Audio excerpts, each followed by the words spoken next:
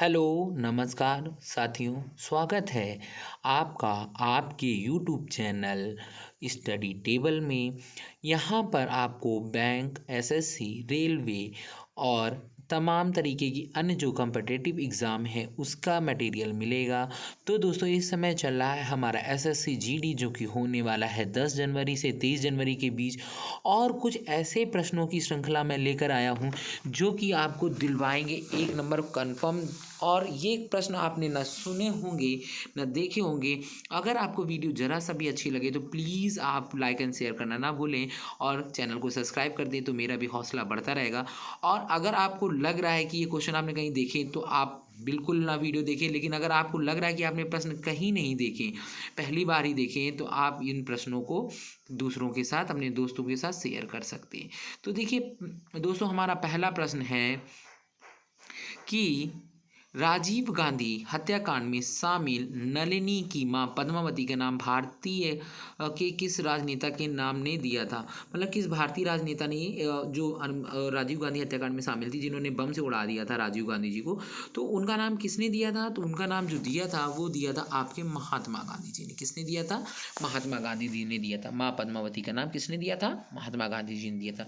अब दोस्तों क्या आपने ये सुना था प्रश्न? नहीं सुना था ना दोस्तों। कहीं ना कहीं कुछ ऐसे प्रश्न हैं जो आपके एग्ज़ाम में पूछे जा सकते हैं। इसी तरीके के जो अच्छे प्रश्न हैं और कभी भी पूछे जा सकते हैं, चाहे बीसीएस लेवल में हो, कहीं पे भी हो, तो आपको इन प्रश्नों का यहीं पे मिलेगा। तो चलिए देख लेते हैं अगला प्रश्न। अगला प्रश्न क्या कह रहा है? तो दोस्तों दूसरा प्रश्न है, गांधी जी ने हिमालयन मिसकैलकुलेशन की अभिव्यक्ति से लैस पहला सिक्का कहाँ ढाला जिसने आगे चलकर मुद्रा का रूप ले लिया। तो हमारे ऑप्शंस हैं बम्बई, अहमदाबाद, नाडियाड या वर्धा। तो दोस्तों इसका आंसर हो जाएगा नाडियाड। तो नाडियाड में क्या किया था उन्होंने? अपना जो ये सिक्का है उन्होंने ढाला था, और उसके बाद वो हमारी करेंसी, इंडियन करेंसी बन गई। तो कहाँ पर उन्होंने ढाला था? नाडियाड में। तो क्वेश्चन था, गांधी जी ने हिमालयन मिस कैलकुलेशन की अभिव्यक्ति से पहला लय सिक्का कहाँ डाला था जिसने आगे चलकर मुद्रा का रूप ले लिया। तो इसका आंसर हो जाएगा नाडियाड। तो दोस्तों अगर वीडियो आपको जरा सी भी अच्छी लगे तो प्लीज़ शेयर करना ना भूलें और लाइक कर दें। तो अगला प्रश्न देख लेते हैं हम लोग। तो दोस्तों तीसरा प्रश्न है, 15 अगस्त 1947 को लंदन के इंडिया हाउस में किसने ब्रिटेन का झंडा उतारकर भारत के झंडे को फहराया था। तो दोस्तों मोस्ट इम्पॉर्टेंट प्रश्न है ये। एसएससी जीडी में कंफर्म आ सकता है या एसएससी के किसी भी एग्जाम में आ सकता है। तो किसने फहराया था? नृपेंद्र नाथ सहदेव ने। किसने फहराया था? नृपेंद्र नाथ सहदेव ने। किसने फहराया था? नृपेंद्र नाथ सहदेव ने आपको फहराया था। किसने फहराया था? ए नंबर सही हो जाएगा, नृपेंद्र नाथ सहदेव। श्यामजी कृष्ण वर्मा है, तारा गोलकनाथ है, अशोक चटर्जी, लेकिन फहराया किसने था? नपेंद्र शाहदेव ने। ठीक है, तो अगला प्रश्न देख लेते हैं। अगला प्रश्न इससे भी इंपॉर्टेंट होने वाला है और बहुत ही मोस्ट इंपॉर्टेंट क्वेश्चन है, और अभी हाल ही में लता मंगेशकर जी की मृत्यु हुई थी, तो ये क्वेश्चन और भी इंपॉर्टेंट हो गया है। किस भारतीय को भारत में समस्त एक दिवसीय क्रिकेट मैच आजीवन देखने का पुरस्कार मिला है। तो लता मंगेशकर, सुशील कुमार चौधरी, शरद पवार, सचिन तेंदुलकर। तो ये हमारा ऑप्शन करेक्ट हो जाएगा। कौन सा? लता मंगेशकर। कौन सा हो जाएगा हमारा ये ऑप्शन करेक्ट हो जाएगा? लता मंगेशकर जी हो जाएगा ये। तो दोस्तों बहुत ही इंपॉर्टेंट क्वेश्चन है, आपको ऐसे क्वेश्चन कहीं नहीं मिलेंगे। और अगर आपको वीडियो अच्छी लगी तो आप अपने दोस्तों मित्रों के साथ ज़्यादा से ज़्यादा शेयर कर दें, और हो सकता है कहीं भी पूछा जा सकता है। तो मैंने एक श्रृंखला बनाई थी 10-12 को प्रश्नों की जो अच्छे लगे थे, तो देख लेते हैं। और आपको तमाम प्रश्न वीडियो मिल जाएंगे चैनल पे, करंट अफेयर्स के डेली 10 क्वेश्चन मतलब मिल जाएंगे आपको। तो देखिएगा, चैनल पे जाइएगा, सब्सक्राइब कर लीजिएगा, नया चैनल है, थोड़ा सपोर्ट कीजिए। अगला प्रश्न देख लेते हैं हम लोग। दोस्तों अगला पांचवा प्रश्न है जो कि और भी इम्पोर्टेंट होने वाला है। 5 नवंबर 1858 को महारानी विक्टोरिया का घोषणा पत्र किसने इलाहाबाद में पढ़कर सुनाया था? Lord William Bentinck, lord Canning, lord Burnham, sir Harcourt Butler. तो ये किसने पढ़कर सुनाया था दोस्तों? तो ये हुआ था लॉर्ड कैनिंग ने पढ़ के सुनाया था। किसने पढ़ के सुनाया था? लॉर्ड कैनिंग ने हमारा पढ़ के सुनाया था ये वाला। तो कौन सा सही हो जाएगा? लॉर्ड कैनिंग सही हो जाएगा। लॉर्ड कैनिंग ने आपको ये पढ़कर सुनाया था। किसका घोषणा पत्र था? रानी विक्टोरिया का घोषणा पत्र था, जो कि 1857 की क्रांति के बाद हुआ था। जो कंपनी का शासन था वो किसके अधीन हो गया था? वो महारानी विक्टोरिया के जो था ब्रिटिश क्राउन के अधीन कर दिया गया था। तो अगला प्रश्न देख लेते हैं। तो दोस्तों अगला प्रश्न है, छठवां प्रश्न, महात्मा गांधी द्वारा स्थापित हरिजन सेवक संघ के पहले अध्यक्ष कौन थे? घनश्याम दास बिड़ला, जीबी कृपलानी, मदन मोहन मालवीय, गोपाल कृष्ण गोखले। तो यहाँ पर हो जाएगा आपका घनश्याम दास बिड़ला। और इन्होंने महात्मा गांधी की बहुत ज़्यादा सहायता की थी। इनके पास बहुत ज़्यादा पैसा था, ये मतलब अच्छी खासे पैसे वाले थे। तो इन्होंने गांधी जी की हर जो रैली वगैरह उसमें काफ़ी दिल खोल कर चंदा दिया था। तो आपका इसमें हो जाएगा घनश्याम दास बिड़ला, यानी छठवें का ए ऑप्शन बिल्कुल करेक्ट हो जाएगा। और दोस्तों इस तरीके के प्रश्न आपके पेपर में, एसएससी जीडी के पेपर में कंफर्म आएंगे और आपका सिलेक्शन हो के रहेगा। तो दोस्तों देख लेते हैं अगला प्रश्न। और वीडियो को प्लीज़ जो लोग भी देखें वो ज़्यादा से ज़्यादा शेयर करने की कोशिश करें, ताकि आपका भला हो सके और आपके साथ साथ मेरा भी थोड़ा सा भला हो सके। देखिए, सभी किसी ना किसी आशा के साथ, किसी ना किसी उम्मीद के साथ एक दूसरे से जुड़े हुए हैं। हम आपके साथ इसी उम्मीद के साथ जुड़े कि आप हमारा भला कराएंगे और हम आपका भला करवाएंगे। ठीक है, तो अगला प्रश्न देख लेते हैं इसी श्रृंखला में हम लोग। तो ये वाला क्वेश्चन, ये वाला प्रश्न और भी इम्पोर्टेंट हो गया है, क्योंकि ये जुड़ा है ओलंपिक खेलों से। इनमें से कौन सा खेल है जो रियो ओलंपिक में 112 साल बाद खेला गया था? तो कौन सा हो जाएगा दोस्तों? गोल्फ।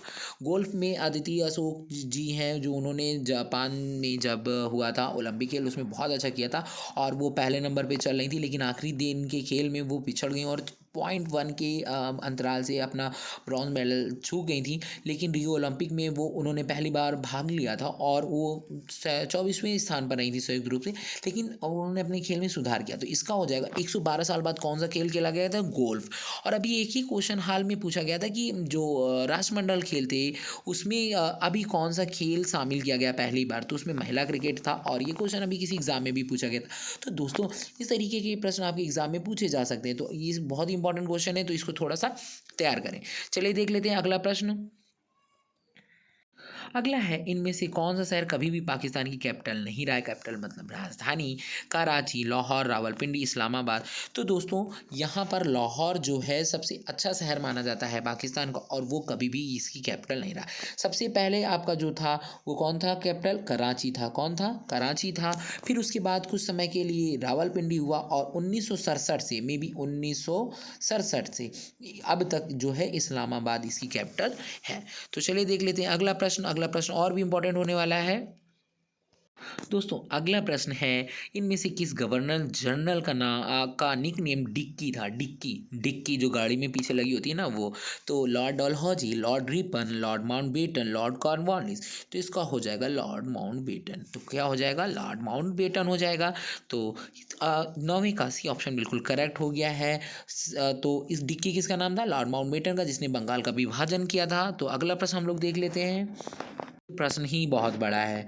तो ये प्रश्न है आपका दोस्तों, पूछा जा रहा है आपसे कि भारत के एकमात्र ऐसे खिलाड़ी कौन है जो 4 ओलंपिक, 4 विश्व कप, 4 चैंपियंस ट्रॉफी और 4 एशियाई खेल खेल चुके हैं? लेकिन ये पूछा गया हॉकी के परिप्रेक्ष्य में। तो इसका दोस्तों क्या हो जाएगा? मेजर ध्यानचंद, बलवीर, राजेंद्र सिंह, धनराज पिल्ले। तो धनराज पिल्ले एक ऐसे खिलाड़ी जिन्होंने 4 ओलंपिक, 4 एशियाई खेल, 4 राष्ट्रमंडल खेल और 4 विश्व कप खेले। तो कौन है ऐसे खिलाड़ी? धनराज पिल्ले। और हॉकी का जादूगर किसे कहा जाता है? हमारा हॉकी का जादूगर कहा जाता है मेजर ध्यानचंद को। और ये बलबीर जो हैं ये भी हॉकी में इन्होंने बहुत नाम कमाया था। तो ये अभी इनकी मृत्यु हो चुकी है। तो ये हैं बलबीर सिंह जी। और हॉकी अपना जो है 8 बार ओलंपिक में स्वर्ण पदक जीत चुका है। और अभी हाल ही में इस बार कांस्य पदक जीता था 48 सालों बाद, जो कि एक अपने आप में बहुत बड़ी उपलब्धि है। तो अगला प्रश्न देख लेते हैं इसी क्रम में, और वीडियो को प्लीज़ ज़्यादा से ज़्यादा शेयर करने की कोशिश करें ताकि हौसला बढ़ता रहे। अगला प्रश्न और भी इम्पोर्टेंट हो गया है। ये क्वेश्चन आपने कभी नहीं सुना होगा। 1911 में दिल्ली दरबार के आयोजन में किस रियासत की महारानी ने ब्रिटिश महारानी मैरी की, कौन सी महारानी थी? मैरी, मैरी, महारानी मैरी की पहली यात्रा स्वरूप भारत की सभी स्त्रियों की ओर से हीरो का हार भेंट किया था? तो कौन सी रियासत थी दोस्तों?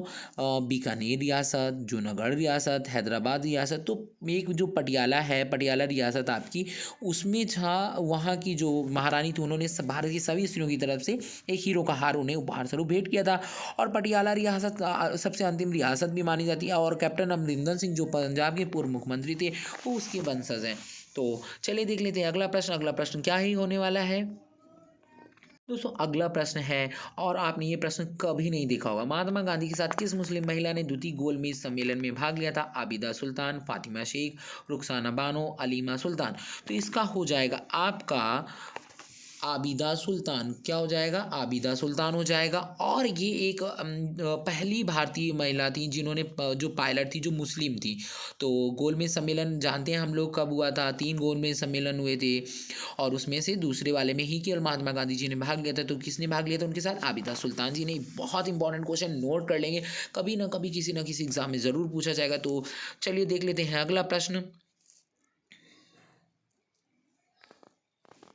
तो अगला होने वाला है हमारा लास्ट प्रश्न और जो कि बहुत ही इंपॉर्टेंट होने वाला है।